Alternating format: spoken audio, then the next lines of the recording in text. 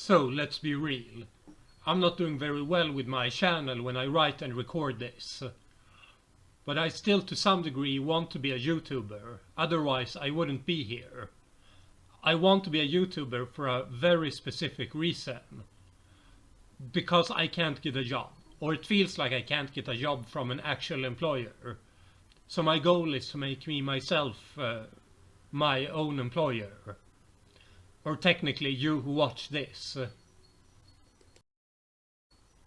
If you like this video, join my Patreon and subscribe and like this video and comment. As it happens, my bachelor's thesis, the paper I wrote to get my bachelor's degree in cultural studies, is about that. Sort of. It's about the cultural policies of the British government led by Tony Blair from 1997 to 2007. My first desire was to apply Max Horkheimer and Theodor Adorno's concept of the cultural industries to the policies of the new Labour government. The concept comes from the Paris classic work of the Dialectics of Enlightenment. Somehow I found a paper that actually talks about the cultural policies of New Labour, a PhD thesis, and I also chose the book Television Culture by John Fiske to contextualize the policies, and a report that was laid at the table of the British government in 1999 called All Our Future, that discusses the future of education and culture in the UK.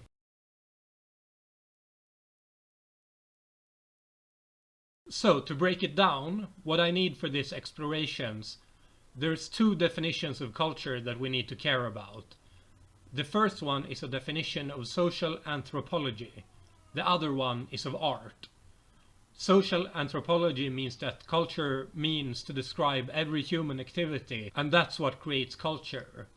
This is absurdly broad, which is kind of the point.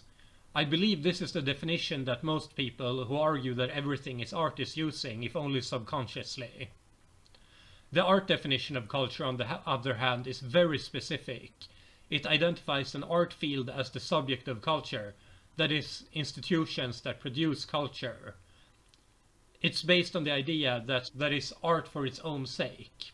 For our purposes, the history of the art definition of culture, which I call art culture, began in the late 18th century with the philosopher Immanuel Kant discussing idea of art for the sake of art, that is, without a social or political dimension, but existing only for the sake of its own aesthetics. As for the outgrowth of these ideas into political policy, it took until the 1930s for it to develop. In the US, the 1930s was dominated by the administration of Franklin Roosevelt and the expansion of the federal government. This expanded into the field of cultural production.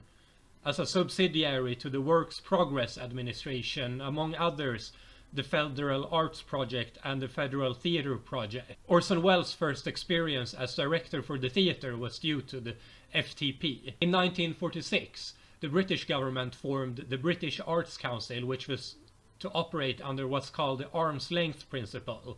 That is, while the government funds the BAC, the government have no say in what they then choose to fund. This is meant to create a stable base for workers in the cultural sector that is not controlled by political agendas. According to the report All Our Futures, there are two usual definitions of creativity. The first one is an elitist definition that shapes the idea of the romantic genius who works from pure inspiration. The other definition is a field-based definition, that creativity is a sectioned off part of society that needs specific governmental subsidies to work.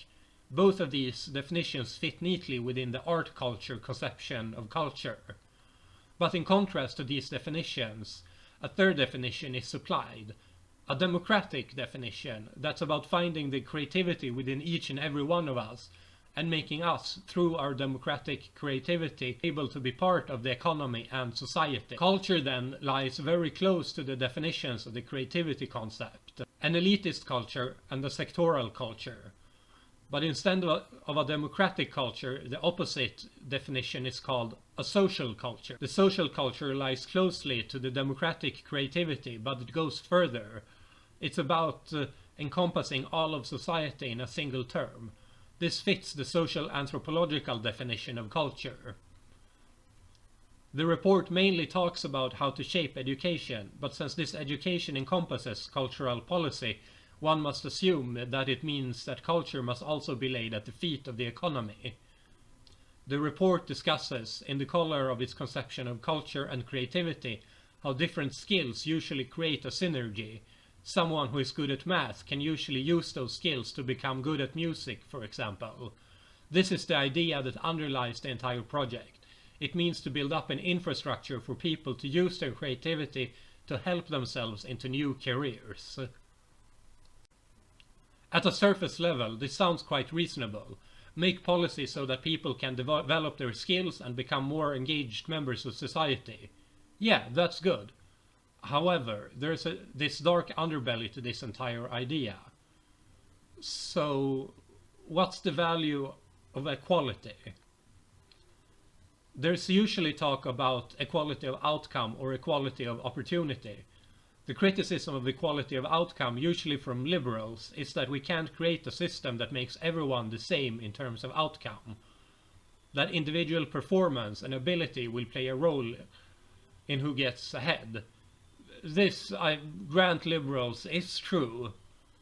But what the system that all our futures speak in favor of is a rationalization of inequality. It points to a society of winners and losers. The people who can use this infrastructure that these new policies are supposed to build will get ahead, and those who can't will be left behind. This isn't even a question of opportunity or not. It misses the fundamental fact that people are different and react to different stimuli. I argue that this is a way to substantiate class oppression on a structural basis. What equality of outcome means is that the people who gains the least from our capitalist economy will still get it pretty good, and the price we pay for that is that the people who gain the most have to pay their share of the entire cake. But this analysis of how to build education is about creating a system of winners and losers. The people who can use this infrastructure to their advantage is going to be built up, and by the logic of the system, they earn their high position in the hierarchy and therefore won't need to feel bad about stepping on the losers. In chapter 5 of Jon Fisk's book Television Culture, he describes how one may use television as a tool for personal empowerment. He considers television as a system of science that creates meaning. The system of science are built to empower the present hegemony. But, he argues, there is an instability in these systems of science, and therefore it's possible to make oppositional readings of a text. One can rearrange the science to fit oneself. In fact, the text needs to be open for oppositional reading so that mass culture can fulfill its part in the capitalist economy, that is, to make money. The example he gives is that in a patriarchal society, the science in a feminist discourse that oppresses women, such as makeup, can be used to read into as a mechanism for power, to turn the intended meaning of the sign into a subversive sign for a personal empowerment. Therefore, he presents what he calls a social reader. Through the instability of the sign, one can constitute oneself as a social reader of the text. Max Horkheimer and Theodor Adorno wrote their influential book The Dialectics of Enlightenment in 1944 while in the US, in exile from the Nazi government in Germany. It covers several subjects, but what's interesting for me is the chapter about the cultural industry.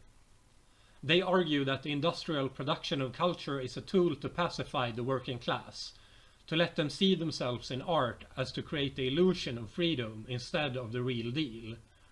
This obviously turns into some very silly things like hating on jazz music, but they identify, I think, a real paradox within radical politics, where to some extent radicalism is built into the system itself, to stand against its reactionary partner. Something I've not seen much discussion of in the internet left spaces is something called New Public Management.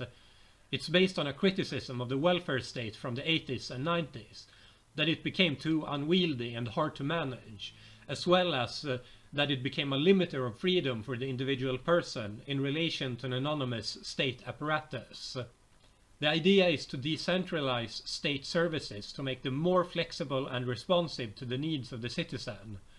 The way to do this was to introduce market mechanisms into public welfare systems. This in practice means the introduction of metrics-based goals in the distribution of welfare. So instead of judging the giving of welfare based on the needs of the citizen, the system would be based around, among other things, the performance of the welfaree, or to see how the welfaree fulfills the criteria set up by the bureaucracy.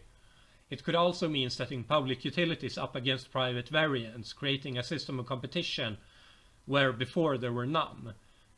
NPM creates a system that emphasizes customer happiness, literally setting the consumer in the center. This is supposed to make public services more efficient.